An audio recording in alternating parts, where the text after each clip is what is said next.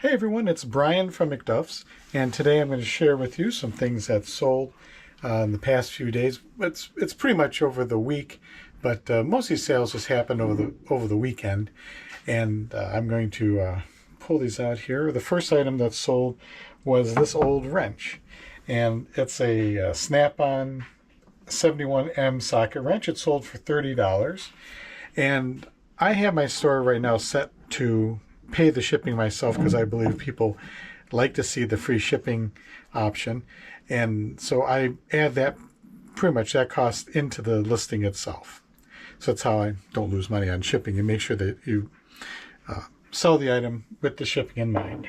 Next item up is we have a book. It's called Secret of the Hittites, and I have a large collection of vintage books that I have for sale right now. I picked them up in a storage locker. I made some other videos about this locker, and it was just full of old books, really nice ones, some from the 1800s, and this one is Secret of the Hittites by Suram,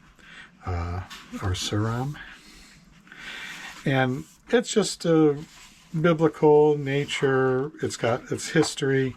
It has some nice photos in it. It was published, I'm going to guess in the 1956 it was published, and it's in really good condition. Our next bite, it's not even a book, it's a video game. And you see I have a wide variety of different items here. This one's called Soviet Strike, and it's in pretty good shape here. Everything looks pretty good on it. It's been tested. It's just black back here, which is exactly how you want to see these PlayStation games.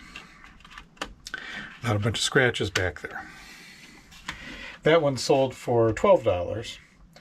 I also sold an ornament. It's getting, well, it's not, I can't say it's getting close to Christmas. It's only October. It's actually almost Halloween here. And so this ornament sold, but I start to get ornament sales probably starting in October. People want to, start getting ready and before they run out of them. This one's a Hopalong Cassidy ornament.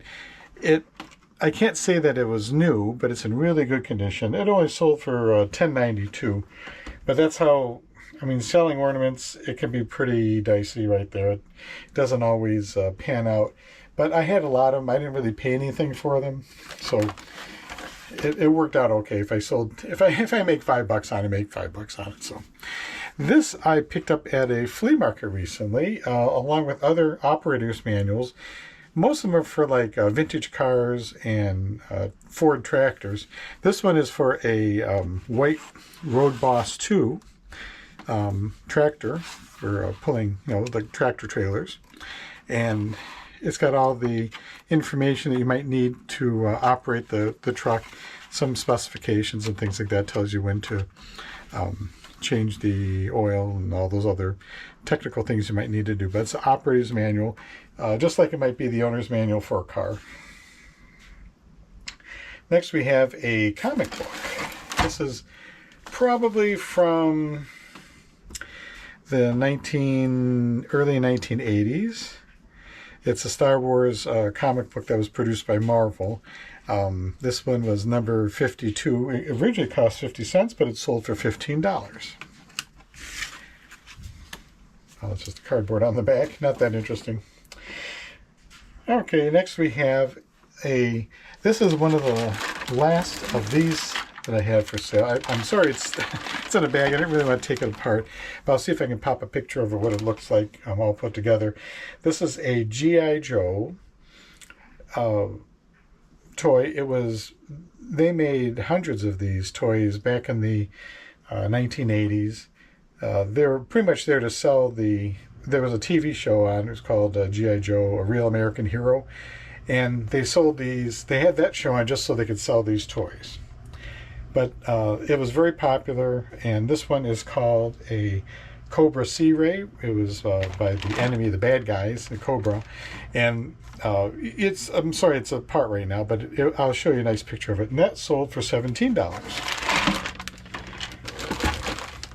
And it wasn't really a big dollar number for sales, but you sell what you can. Sometimes it's like it. Sometimes I sold a bunch of really high-end items, but this week was kind of low. This one is called Lady Lawyer, and it doesn't look like a very interesting book, but you know, lawyers were typically men. She is, I think, the first lawyer in the United States as a woman, and she even signed the book right here, Dorothy Fuchs.